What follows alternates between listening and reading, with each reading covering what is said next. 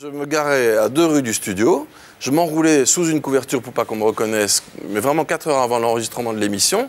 Et quand je me réveillais au bout de 4 heures, après avoir avalé 1 ou 2 comprimés pour que ça fasse l'effet qu'il fallait, à savoir être réveillé, là je faisais l'émission, je mettais toute l'énergie qu'il fallait, mais comme à l'hôpital après l'accident, quoi. Et après je m'effondrais de nouveau. Sylvain Augier, vous avez caché pendant des années à votre entourage familial votre dépression, l'addiction aux médicaments, à la morphine. On va dire pourquoi tout à l'heure. Mais oui, je l'ai caché à tout le monde parce que je voyais pas l'intérêt de me plaindre. C'est le fameux never explain, never complain des Anglais, quoi. T'expliques pas, tu te plains pas et t'avances, quoi. Et surtout, souris. Souris à la vie et la vie te sourira, voilà. Et aussi, peut-être que l'entourage n'a pas envie de savoir aussi. Ben, si vous en parlez pas, personne ne vous demande. Hein. Mais oui, je l'ai caché à tout le monde parce que je suis capable de faire semblant, de faire que tout aille bien. Alors qu'en fait, à l'intérieur, ça allait pas si bien que ça. Je raconte finalement la part d'ombre qu'il y a derrière la lumière de la notoriété que nous donne la télévision. Derrière, il y a un être humain comme les autres, quoi. Alors Sylvain, il y a vraiment un avant et un après, donc ce moment où tout a basculé, puisque c'est le titre de ce livre qui est paru aux éditions Carnet Nord. Il y a écoutez, un mois et demi pour tout maintenant. accidenté, il y a un avant et un après. Mon histoire est banale, je vous assure qu'elle l'est.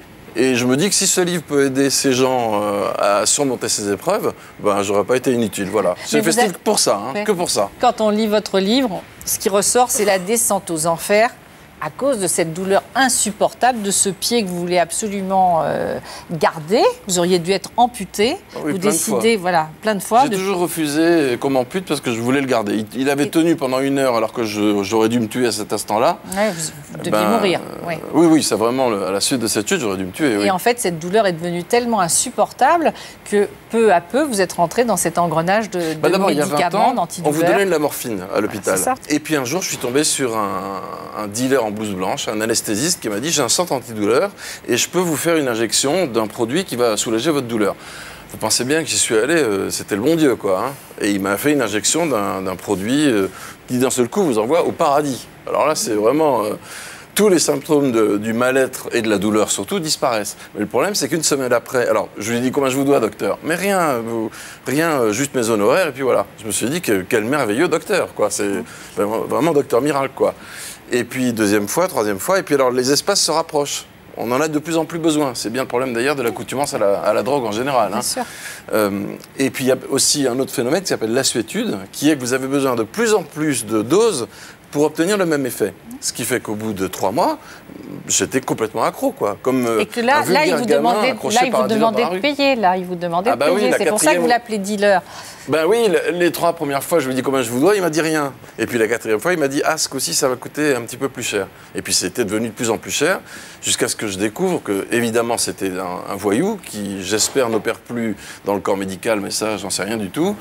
Et qui vous a rendu complètement addict à ce produit. Ah ben il m'a rendu accro à la morphine. Je suis devenu morphinomane à un niveau élevé. Grave, puisqu'à un moment donné, vous le rejoignez dans des endroits improbables. Vous dites, je me shoot dans les toilettes de la clinique, dans celle du premier troquet venu, je me pique carrément sous la langue, voilà, pour éviter d'avoir des bleus sous les bras. Enfin, c'est un truc d'enfer. Alors, ça devient l'enfer quand on passe par la crise de manque qui est épouvantable. Et puis, c'est l'enfer aussi parce que si on fait une légère overdose, on fait tout simplement un arrêt respiratoire. Le cœur s'arrête de battre. Pardon, Boris Cyrulnik, oui. Ce que dit Sylvain, c'est tout à fait vrai, mais aujourd'hui, il y a des morphines plus précises qui font que, par exemple, chez les cancéreux, on donne de la morphine, c'est eux-mêmes qui s'injectent avec des petites pompes la morphine, et ils arrêtent à la goutte près, et il n'y a jamais d'accrochage aujourd'hui à la morphine. Et combien d'années, combien de temps vous l'avez... À ce niveau-là de toxicomanie ? Oui.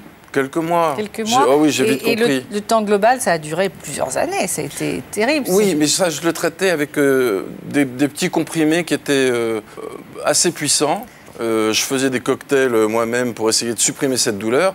Et puis aussi pour, comme je faisais de la télévision, de la radio, il fallait faire bonne figure, quoi, tenir. Alors, ce qui est incroyable, justement, dans ce que vous racontez, c'est évidemment, c'est pour effacer la douleur, mais c'est aussi pour travailler. Vous dites surtout se taire et avaler des médicaments par poignée. Tout ce que je gagnerais si ça s'apprenait, c'est que je serais immédiatement remplacée, virée.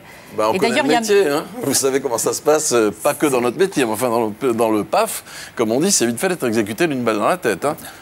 Alors, j'avais Un pas petit règlement de compte par rapport au métier aussi dans le livre. Vous dites que vous avez été jeté comme un noyau de cerise, d'ailleurs, parce qu'au départ, vous ne serviez plus à rien. Mais c'est la vérité, c'est ce qui s'est passé. Au tout départ. Oui, j'étais à l'époque à TF1. Quand je suis revenu sur mes béquilles dans la régie de l'émission que je présentais depuis 1 an, tout le monde a baissé le museau parce que tout le monde savait que jamais on me reprendrait, quoi. Ce jour-là, j'ai pris une grande claque dans la figure, je peux vous dire. Et là, vous vous êtes dit, je vais y revenir. Ah bah ça... Ah oui, quand on me met en face d'une épreuve, oui, on a compris. J'attaque, oui. Ouais. Oui, ça me galvanise. Et comment vous avez pu continuer ensuite à travailler? Comment, dans quel sens? Physiquement? Oui, physiquement, en donnant le champ. Je vous racontais à un moment donné, quand même, quand vous faites, il ne faut pas rêver, d'ailleurs, sur cette chaîne, oui. Que vous arrivez des heures à l'avance, vous mettez dans votre voiture enroulée à grelotter et à dormir dans une, dans une voiture, et puis pouf, vous arriviez devant l'écran, vous faisiez l'émission. C'était le principe de la batterie vide.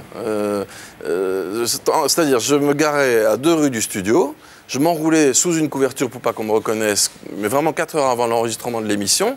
Et quand je me réveillais au bout de 4 heures, après avoir avalé 1 ou 2 comprimés pour que ça fasse l'effet qu'il fallait, à savoir être réveillé, là je faisais l'émission, je mettais toute l'énergie qu'il fallait, mais comme à l'hôpital après l'accident, quoi. Et après je m'effondrais de nouveau. Mais il fallait tenir, quoi. Je me suis jamais arrêté. Il n'y a pas une émission que j'ai manquée. Il n'y a pas une fois où j'ai failli professionnellement. Voilà. Et chez vous, votre épouse, parce que là, il y a quand même, on est dans une relation plus intime. Pourquoi vous avez gardé pour vous secrètement cette douleur et cette dépendance, ce qui vous arrivait? Pourquoi vous l'avez caché? Mais je crois que c'est une forme, alors sinon d'amour-propre, peut-être d'orgueil, mais c'était aussi ma façon à moi de me replier sur moi-même pour trouver plus de force en moi. Mais qui peut soupçonner la part d'ombre qu'il y a derrière chaque être humain? Je dis bien derrière chaque être humain. On est tous sujets à des faiblesses. Je pense que Boris est mieux placé que quiconque pour nous... Pour avoir des faiblesses. Non. Ben non, vous êtes juste... Alors, la résilience. Mais c'est vrai. Voilà, c'est une forme de politesse, ouais. D'élégance, peut-être. En tout cas, de non... C'est clair. On ne donne pas à voir, quoi. J'avais pas à me plaindre. Même au sien. Bah, surtout au sien. Vous dites que vous n'oublierez jamais ce que vous devez à votre épouse et ce qu'elle a fait pour vous. Ah bah, la seule fois où j'en ai parlé à ma femme, c'est le jour où je partais au Maroc pour 3 semaines de tournage, où j'étais bourré d'ampoules de morphine et où je lui dis voilà où j'en suis. C'est l'aveu, quoi, vous lui avouez tout. Et elle a tout jeté dans la cuvette des toilettes. Ça a été le déclic pour vous en sortir? Ah ben oui. Il faut savoir que quand on est drogué, quand on est à n'importe quelle drogue, quelle qu'elle soit, au bout d'1 semaine, le corps n'en a plus besoin. C'est exactement 1 semaine. En revanche, après, mentalement, c'est autre chose. Et c'est comme ça que ça s'est arrêté d'un coup. Je vous assure. Sans l'aide de personne? Pardon. Ah mais je l'ai toujours, la douleur. Je vis avec. Encore? Ah ben, au moment où je vous parle, ça me brûle. C'est lancinant, quoi. Mais oui. Oh là là, mais j'ai pas le choix, c'est comme ça. Ou alors je me fais amputer en dessous du genou. Je le ferai, toi. Il faut apprendre à vivre avec. Et l'aide de personne?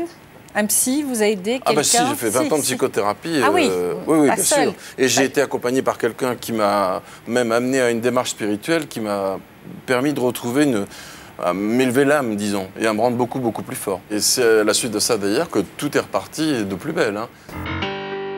Pour ne rien manquer sur ma chaîne Ina Mireille Dumas, abonnez-vous et activez la cloche.